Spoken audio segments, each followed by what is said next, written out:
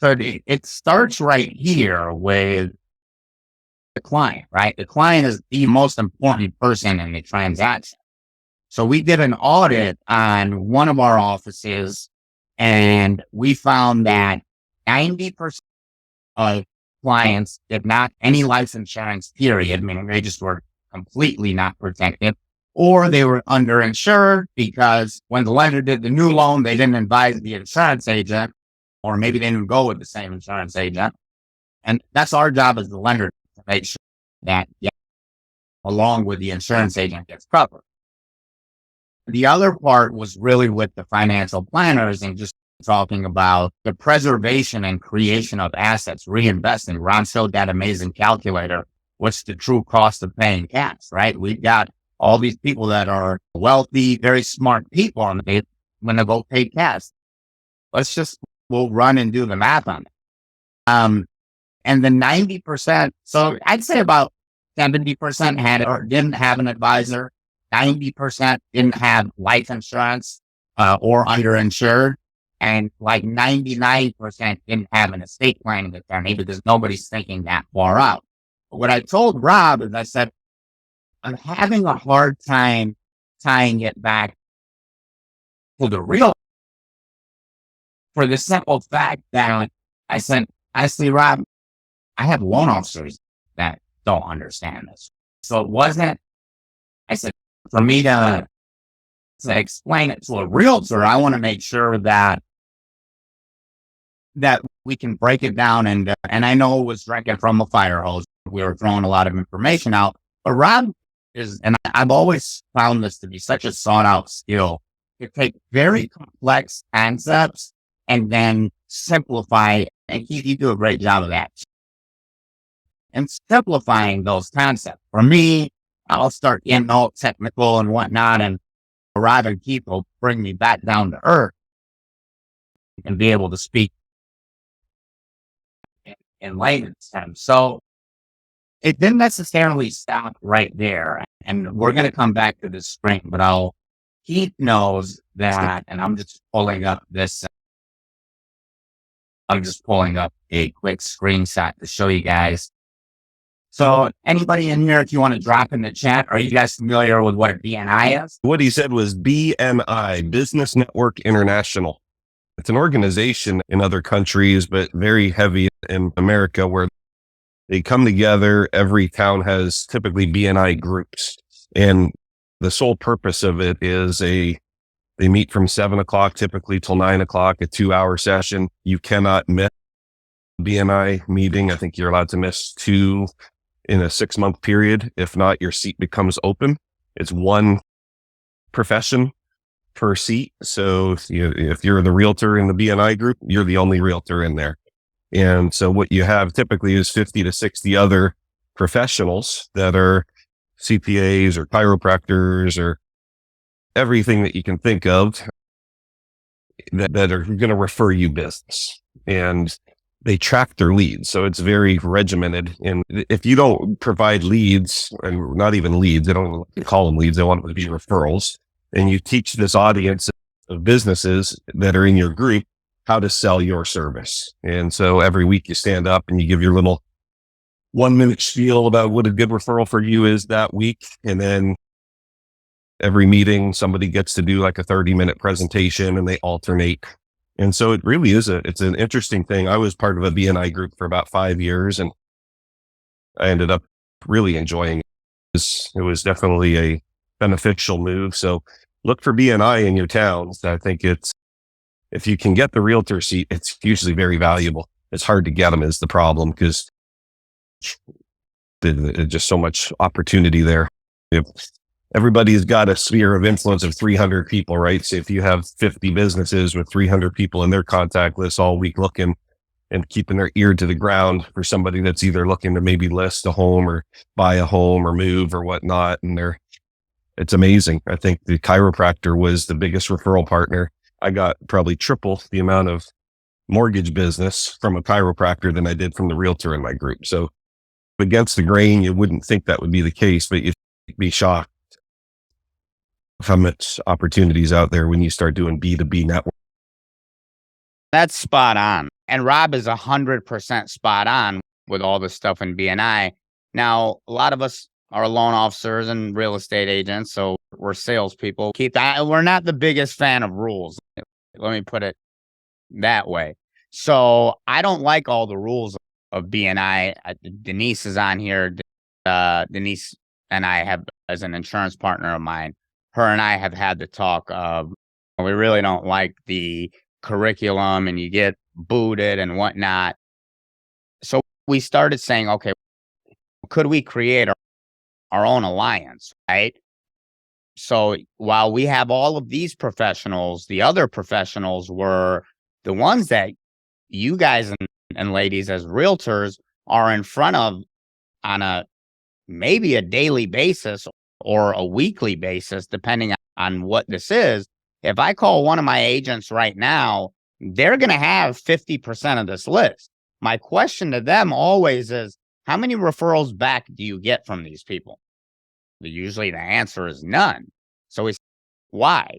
If you just referred this landscaper 12 people, have you maybe had a conversation with them about sharing business? Not everybody's mind goes to, they want more business, but they don't understand the concept of how to share it. So these were some of the other verticals that we put in.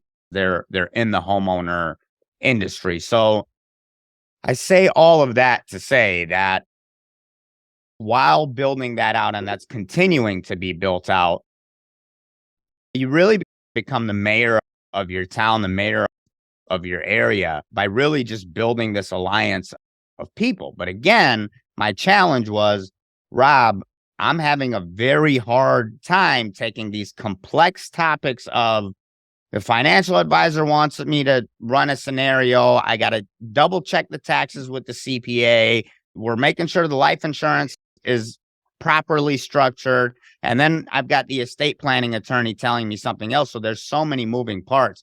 And Rob did such a great job of teaching me, Mike, simplify the heck out of it. And you just have to basically go to the math. And that's what he did.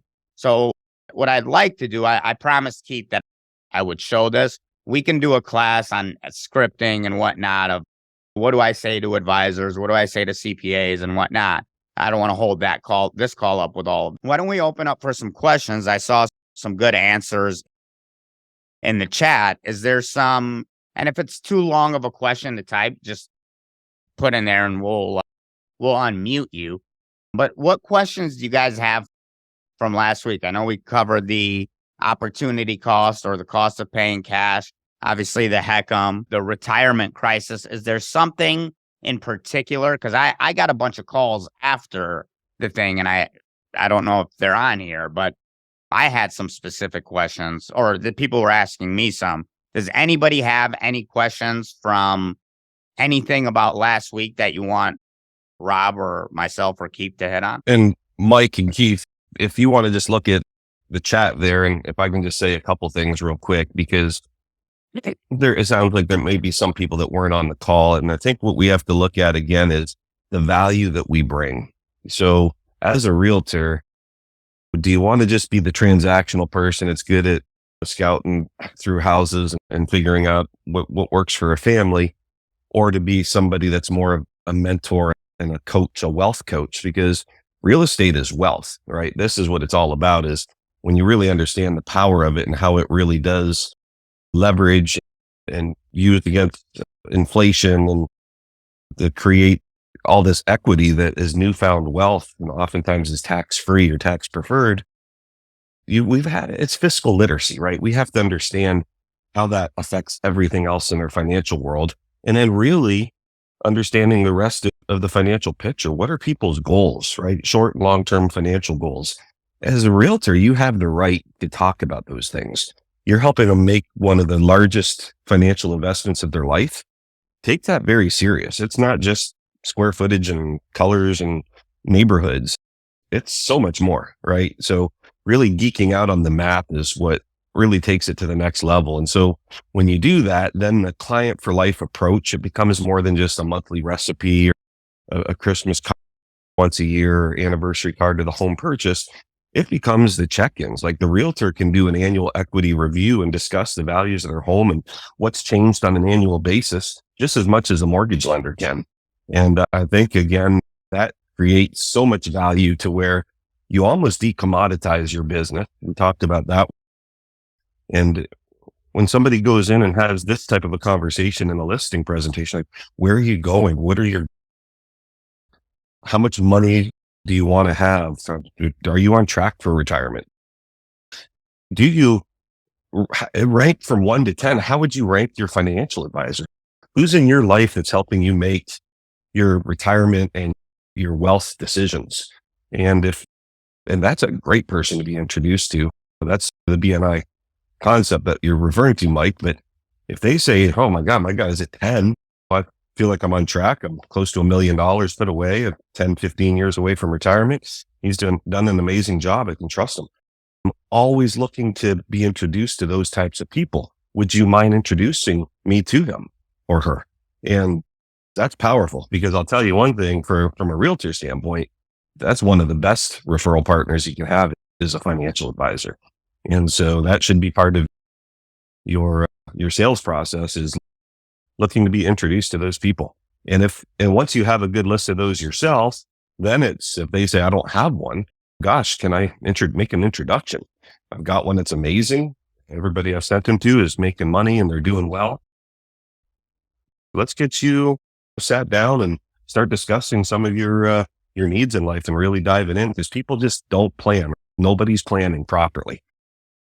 And if they see you taking that step, boy, they'll know you care, and they'll never work with anybody else. They'll never forget your name when they go to list that house 5 years down the road. And that's spot on. And Keith, and we won't get into much detail on it. Me, you, and Rob did a call, and we walked through a strategy that these are things that people don't know. The last Zoom that we did, me, you, and I mean, that stuff was mind blowing, right? When we started to get into what that actually looks like. I'm gonna ask if Lori can unmute. Lori, I'm only picking on you because I know you, and obviously Keith speaks the world of you, and you brought up a great point here. And I think this is really what Rob is driving home, and Lori just piggybacked it. But Lori, if you can unmute and elaborate, she said, we have the ability to become great financial resources for our clients and help change their lives. That's 100% what this is about. Lori, do you mind chiming in a little bit on from the realtor perspective, what you took away? And I'm sorry to pick on you. I think that in our industry, in both of our industries, in the mortgage industry and in the real estate industry, a lot of us have become very transaction. We think of this transaction and then we're done and we move on to this transaction. I'll tell you guys, the realtors are way better at than most loan officers, because that's how they're trained. I know, because I know a lot of agents. This is completely different, right? Now we're looking at their future. We're talking about where they're going to be down the road. And I've started doing this just recently, and it just changes the entire framework of the conversation. And it makes you that more trusted advisor. Because if they get on the phone with Quicken Loans and this dude's in a cubicle, he doesn't give a damn about what's happening in the future. He's interested in the next 30 minutes of getting that credit card. And that's just the truth, right? So if we become that trusted advisor, and we're saying, look, my goal is to make you wealthy in the future and let you retire wealthy, it's a whole different ballgame than what most of your other competitors are doing. So glad you can talk. Go ahead, Lori. Yeah, Mike, I'm happy to chime in. And the way I approach it as a realtor, I think about every price point. I try to meet somebody where they are, and I approach every transaction from that mindset. So whether it's somebody who's really struggling to buy their first home, to me, I'm much more valuable to that person, because they can't even usually comprehend some of the concepts that you guys are delivering us today, because they're not ready for that. So I think that it starts at that very basic, the lowest ground level with somebody to really meet them where they are and begin offering that information and feedback and knowledge and education from the lowest levels and to help them build. And then when we have higher value clients, a lot of our investors and things like all of this information is so valuable that we know it so we can apply that to whoever our clients are at whatever place that they are. So as a realtor, that's how I look at a lot of this information, that I need to become educated on a lot of these concepts that y'all are offering so I can meet every level of client that I have where they are.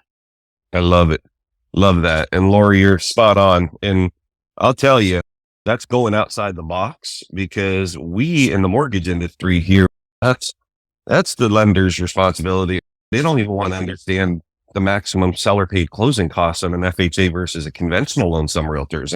And it frustrates me. I'm like, if you want to be the best, you have to know that information. Like, it should be, you should spit those guidelines just as good as any loan officer does, because that's how you put contracts together. How do you put a contract together without knowing that? So then it goes so much more, as we've been discussing, is the wealth conversation. So understanding guidelines, understanding that, yes, as a, you need to be able to let them know they can buy a house within a self-directed IRA account. It's very easy to do. And you don't have to know every detail. You need to know the contact and how to put them in touch with a custodian who handles that type of transaction. And that's easy. But yeah, just being their coach. And it is also the first time. It may seem like these concepts were too advanced, but some of this retirement conversation really starts with the first time home buyer. It's amazing that they need the same type of advice, and it may be the coverage, right? Case in point, just 2 days ago, we put these people under contract, and he was in the military. He works in heavy equipment boring, like these big drills that dig holes into the ground that are, imagine a drill bit the size of your. This is what this guy deals with all day long. He's 31 years old. His wife's 28. They've got 2 babies. They don't have any life insurance. Buying a $375,000 home, financing it all, and no life insurance. And I was like, she doesn't work. She's an at-home mom. And so that she works, certainly, but she works in the home and handles and raises children. And I said, my God, you just can't afford to not have this. I don't care about selling it as much as I care about something ever were to happen to your husband. How are you going to you won't be able to make the mortgage payment. And so for $1 million of simple term coverage, it's $45 a month. I was like, that's peanuts, right? So they're going to move forward with that, but that guarantees her for the next 20 years is they're raising these babies into teenagers that if anything happens unexpectedly, whether it's on the job or not, and he doesn't make it home one day, they're not going onto Facebook and doing a GoFundMe account. He's got $1 million tax-free dollars because somebody cared enough to look and say, there's something majorly missing in this picture. And yeah, absolutely, Laura, you're right on. It's an advice-based business. You're just as much of an advice-based business as a realtor as we are as a lender to talk about financial matters. That's spot on, Rob. And yesterday I was on a coaching call with Renee Rodriguez. For those of you guys that know him, or if you don't, he runs Amplify, which is really all about influence. But he brought up a very important point yesterday. And Rob and I have been talking to him because we were trying to head down to Miami, and he's got some stuff with Tim Grover and some top athletes that they want us to do some collaboration with. But so regardless, Renee and I had jumped on the phone quickly. And one of the concepts that he was driving home, he said, Mike, anybody in 2023, the most successful, I don't care if it's salespeople, period, but let's talk about real estate and mortgage, insurance as well. The most successful people in this coming year are going to be people are terrified. You open up the news right now that banks collapsing. Do we have another 08? There's so much bad information out there, and there is good info out there. You got to dig and find it and really understand what's going on. But if we are the financial professionals and we're handling the largest asset that people most typically will take on in their lives, then we have three things that we have to focus on when we're talking to them. And one is empathy, two is transparency, and three is authority. So you may start off with something with a client going something like this. Hey, I know you're probably getting bombarded by the news, and there's a lot of misinformation out there, and it can definitely be a scary time. But however, it is a scary time. We're not going to pretend that, and this is the transparency, we're not going to pretend that nothing is going on. But now I'm going to come in with the authority, and that authority doesn't mean demanding. Authority means be a leader, right?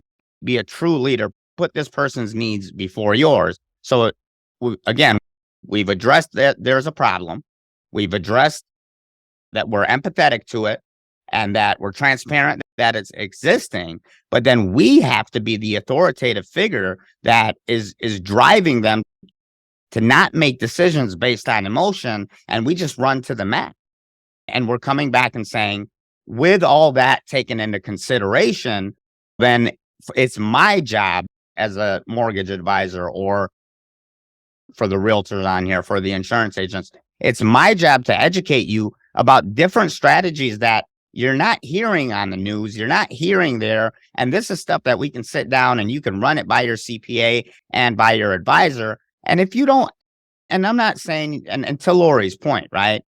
I'm never spitting something out at somebody that I don't know what I'm talking about. If I don't know, Rob, how many times do I call you and say, Rob, I don't know exactly how to structure this. There's too many moving pieces. Can you hop on a Zoom? Because I'm never going to mislead a client. We did one the other day. I walked into the call. I'm like, all right, we definitely have to do a reverse. By the time we ended the call, it was, no, we're going to do a forward mortgage at first, and then we're going to do a reverse in 4 years because of the way that Rob was able to see it. Regardless, Rob was empathetic to the situation. He said, you don't have to do a reverse mortgage. Let's look and see if a forward mortgage temporarily is going to make more sense.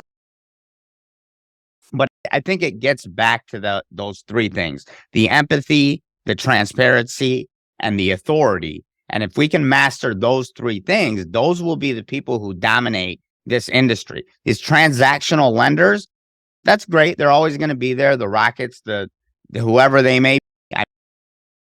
That's what they're for. Rob, the joke, and obviously I'm here in Detroit, so they're in my backyard.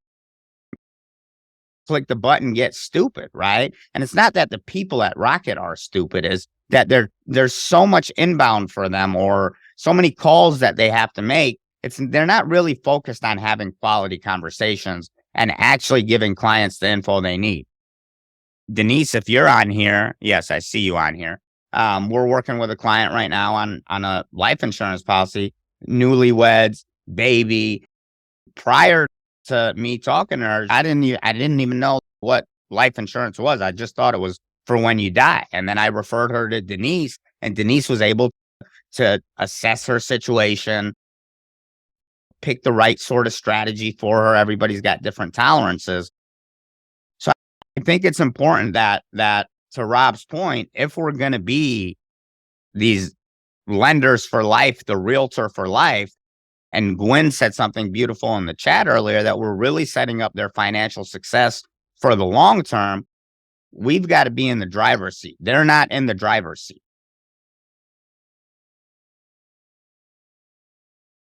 Boy, I'm having issues. What, your audio?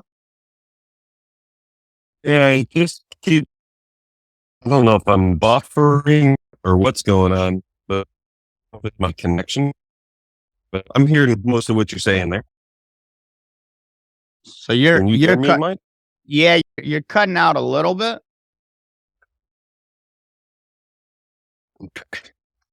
Keep on. I might try to relay or something like that. Maybe. So, Mike, while we're waiting on Rob to get that fixed, speak to, and I love this, and I hate to be selfish, but I want to hear this.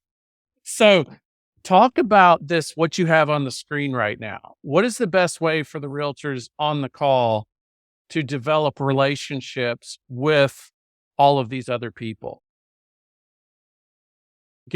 Speak to that a little bit. That's a great question. And I think kind of what Lori said, I'll piggyback off of that as well, is not only meeting the client where they're at, right? Is I'm meeting the realtor where they're at. Some of this stuff I will say it in a room and I could tell like they're not grasping it. And that's on me to present better.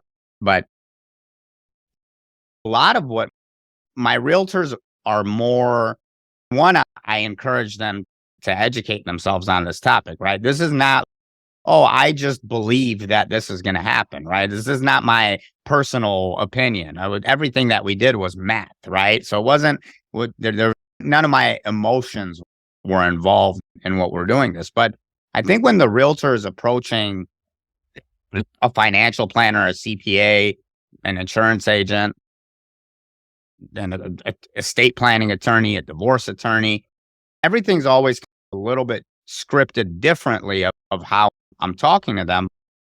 The realtor in the beginning, don't be scared to throw it on your lender. The sub coaches in here, we've got some smart sub coaches that maybe that they don't exactly have this certification. Doesn't mean they don't run the same business model. So I think a lot of it, my realtors will talk to the advisors enough to say, I've got a lender who's really got to focus on asset preservation and creation, really understands the financial side of it. And if the realtor then, and now it's the lender's job. It's the lender's job to now educate our realtors. Okay, you're going to go talk to this financial advisor. Here's what you're going to say to them. And that would be, me and my lender specialize in the preservation and creation of assets. What does that mean? When a client comes to us and your client comes to us and says they want to put down $400,000 on this $800,000 home, we're pumping the brakes on. We pull up that opportunity cost last year. What does that $400,000 look like over 20, 30 years? Are we giving that best advice? And with the insurance agents, Denise can speak to this. I think that typically the realtors or the insurance agents in a lot of worlds maybe might be the ones going after the realtor, but the good realtors are going to go out and seek really good insurance agents that understand life, that understand that not one product is made for everyone. So it's a little bit of different scripting sorts towards a specific vertical. I'm going to talk to a CPA a little bit differently. I'm going to talk to them more about, hey, a lot of our clients don't qualify because I can simplify it. Their CPA we have a lot of self-employed clients. Their CPA wrote off everything, but they didn't know that we could add back depreciation, amortization, and depletion. If the write-offs were put in those buckets and not into wherever you line item that, then the client would have got the tax benefit, but then they would have also gotten the ability to add that income back in and still qualify for a mortgage. So a lot of that we have to coach the CPAs on. Not that they're not intelligent. They don't know the mortgage world. The estate planning attorneys, and I can go down the list, the HR directors, the business owners. What are we really, I think if I narrowed it down, Gwen hit on it. What are we really doing? We are taking care of this person's long-term financial success. What does that do for the person? They are less stressed because they're not as worried about things that maybe they're not in front of mind, but subconsciously they're thinking about, shit, what am I going to do in retirement? And then the last thing that they think is that this is verbatim what a client told me the other day. He said, Mike, the last thing I would have ever thought was that my realtor and my lender would have given me more sound advice than my financial advisor of 20 years. Now, I don't want to bash the advisor, right? So I had to play it safe because the advisor can blow up the whole deal. So I said, listen, let's not bash him, right? Let's maybe educate. Maybe the advisor just needed some education.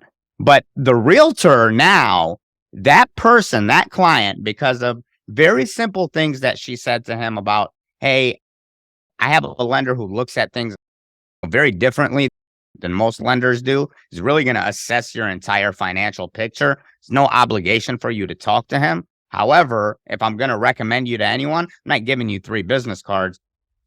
I'm going to tell you to talk to Mike or talk to Keith or talk to Rob. As you start to spend time with them, and we spend time with our agents on scripting. And when Rob will tell you, when they're teaching a class 5 times over, can you say that script again? And they all pull out their phones and start recording him. Rob, even if you want to just go with the improving liquidity script, I think that's the major door opener a million times, especially with retirees. Sure. Steve, just bringing it down to a simple thing though, how do you get referrals from this list on the screen? And it's all of these people are in your life somewhere, whether it's your hairdresser, it's your pool guy or your pest control company. So one way is to make sure you're asking for business. I think we do a bad job at that in sales. It is simple, but boy, for some reason, we just don't want to ask, right? And it may seem tough, like awkward when you ask, hey, Joe, you've been doing my pool for many years and the market's corrected a little bit or shifted in some regards. So I'm looking for people that are looking to buy or sell real estate. Do you know of anybody? Do you know of anybody that might, even a friend of yours or colleague, family member that might be looking to buy or sell a home in the near future? And let them say and listen, right? Yes or no. If he says no, if you ask him one more question, can I ask you another favor? If you hear of anybody, can I count on you to let me know? So we want to do that with all of those services. You're paying somebody to do your lawn or your pool service or home cleaner. Those are people in and out of other people's lives on a daily basis. So make sure you're asking for business and it's not greedy, right? You want to certainly provide for your family, but you want to help more people because you do have a different approach to your business. You're not just trying to sell somebody a house. You're trying to help somebody create the best future financially that's possible. And so it becomes exciting, but yeah, Mike, there's so many different scripts, but I think everybody at the end of the day wants to increase their cash flow. They want to improve their liquidity. They want to remove risks, take some of the risks off the table that we face in a volatile market and a very scary retirement crisis that's ahead. And they want to even add new investable dollars back into their retirement savings because they haven't saved properly. They haven't saved enough and everybody's living longer. So we're going into retirement or pushing towards retirement, highly indebted, much more so than ever before. So we need to have some solutions for them. And so that's one of the ways we do that was, this big bad reverse mortgage, right? Nobody wants a reverse mortgage, but when we say, hey, if there's a proven resource that allows you to increase your cash flow, reduce your expenses and risks, improve your liquidity, and even add new investable dollars back into your retirement savings, but it possibly involves you moving into your last and best home, would you like to see how that works? And that one works very well for people that are either selling or wanting to downsize or right size their retirement, but there's just so many different ones out there. But yeah, being somebody's life coach, right? It's a financial coach. And I think, again, we fill that role very well as a realtors and lenders. And that's spot on. That script is probably there. You're right. There's so many, right? But I think one of the things that the realtors can say, Keith, even to answer your question is Rob, I'm going to go Star Barnum on him, but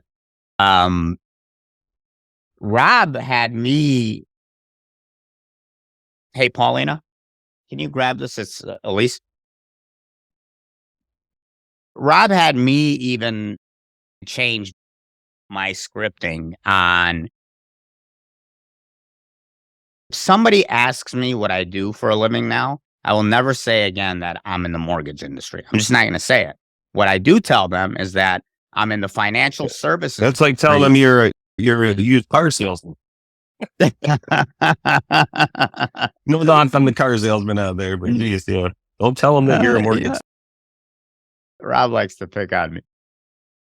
But in all seriousness, we tell them that I'm in the financial services industry with a unique approach. I help people identify money that they're losing unknowingly and unnecessarily. And typically that's in four places. And first one is usually their mortgage and then qualified plans. But I think if we flip that script and a realtor were to say it, they would say, yeah, I'm in the real estate, but I'm also in the financial services industry because I help my clients with my client advisory team. I help them identify money that they're losing unknowingly and unnecessarily. Now, again, they're going to ask you, well, what does that even mean? Rob, you want to elaborate on where you would go from there? I don't have my COW in front of me.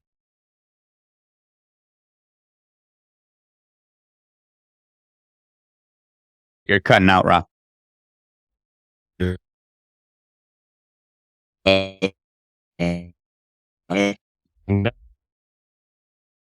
Add Mike. Can you hear me now, Mike? A little bit. Go ahead. Try again. Yeah. Yeah, I'm not sure what's going on. I think we'd go down a big rabbit hole with the circle of wealth, and trying to do that, it'd probably take a full hour. But can you hear me? Yep. Okay. But I would say this, that you're a wealth planner, right? We help people create the most amount of wealth through real estate acquisition. That's really what it's not just first time home buyer. Maybe they're buying and 2 years later, instead of selling that house, we're showing them how to rent it to buy another one. And so it's creating wealth. At the end of the day, I always point back to creating wealth, helping people achieve their short and their long-term financial goals. We do that as lenders. We do it as realtors. And it's important to take that serious if you really believe in the concept. And I think you'll find it attracts a lot of attention. It opens up just conversations that just aren't there otherwise. People go on. And the other thing I was going to say too, is we got to be careful the advice we do listen to. Is we had a customer yesterday, they bought a house under contract the day before, $355, great value in gated community here in Florida. Called their financial advisor. Financial advisor said, with this little bank thing in Silicon Valley Bank, and and they live up in New York, they're trying to get the hell out of there. Been employed 16 years. $160 in savings. And so I'm like, what do you need all that money in the savings account for? So he didn't want them to interrupt the money with him, and said that he just didn't feel it was a good time to buy in Florida. And I think the guy's a fool. And here's why, because what's happening in Florida is they're saying it'll be similar pricing, or it's going to be somewhere between where it is today and where California is at.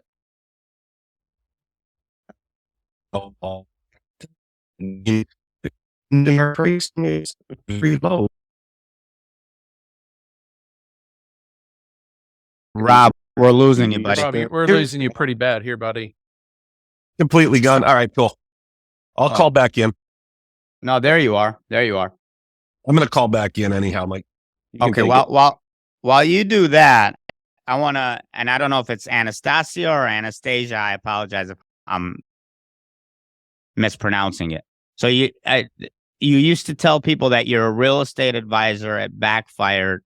They would call you for advice, but use another realtor to buy.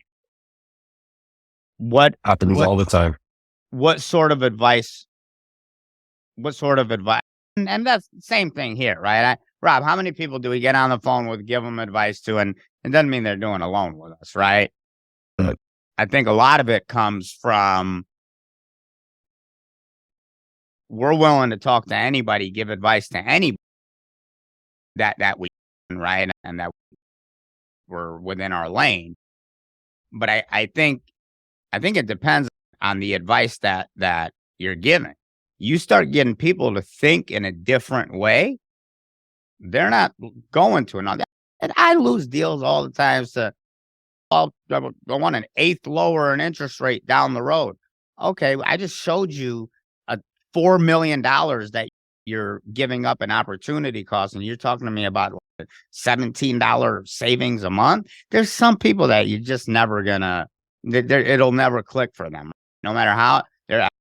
Rob had one when I was down there in Florida with him that he was getting mad because not at the client, but he's like, how do they not see the value in this? And really, they were crazy not to do it. I don't know if you ended up getting it, but not everybody's is going to see that. And I think the advice that we're giving, we can say we're advisors. I hear people say they're advisors all day long, but they're still transactional loan officers. They're not out there actually giving advice. So I think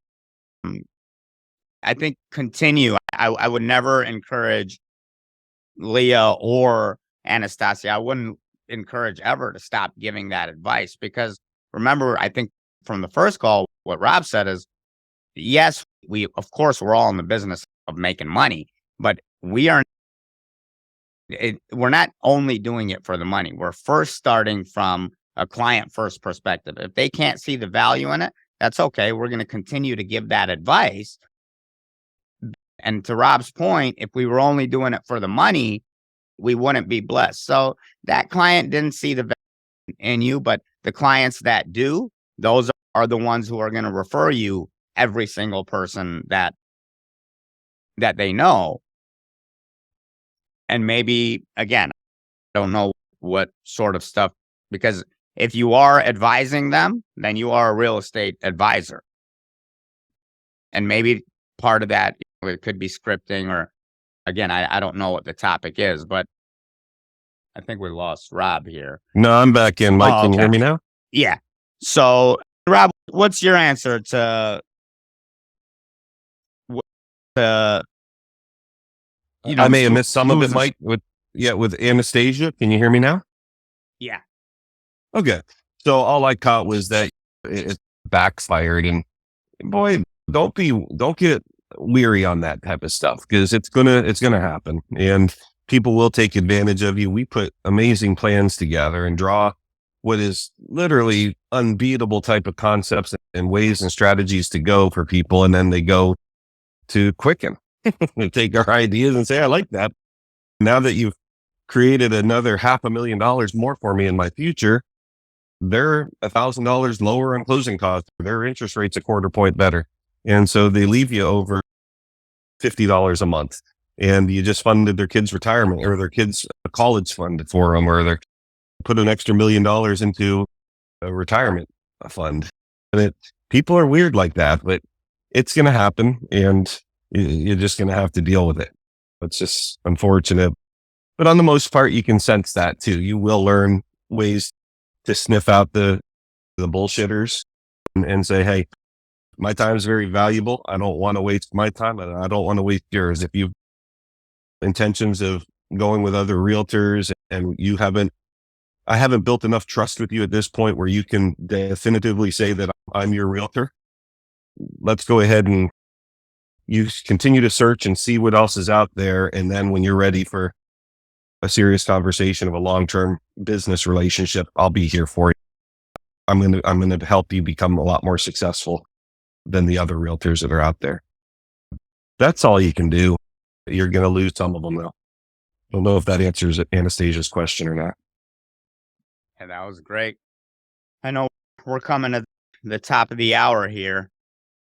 I just want to make sure I don't know in the chat, did we miss any questions? No, I think we got them all. I think we should do a satellite, Mike, we're going to teach the discovery call process in the third quarter, I believe, if I'm not mistaken. And okay, I think we should do a satellite for that, about the discovery call, because the sub coaches on here, you're going to hate me for this, but I think our job as coaches and loan officers are to help realtors communicate with these guys, and the discovery call is the best way to do it.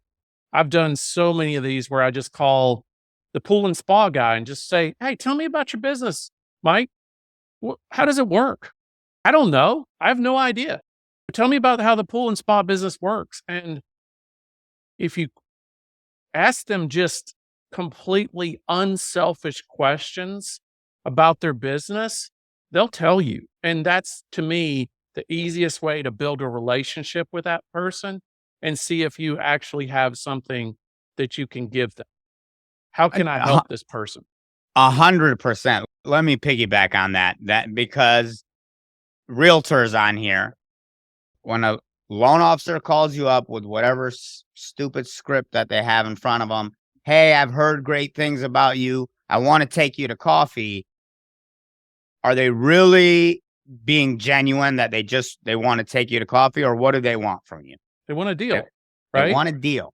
They They want a deal. They're desperate, and they're asking questions about only self-serving things. You start talking to a painter about their business. Hey, I just wanted to know is there something you specialize in?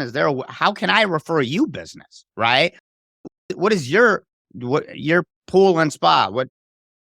Who's your ideal client? So that I know, because my team and I, in our minds, are always thinking of ways to give out business to the people in our network. And I'd like to know what the best ways are.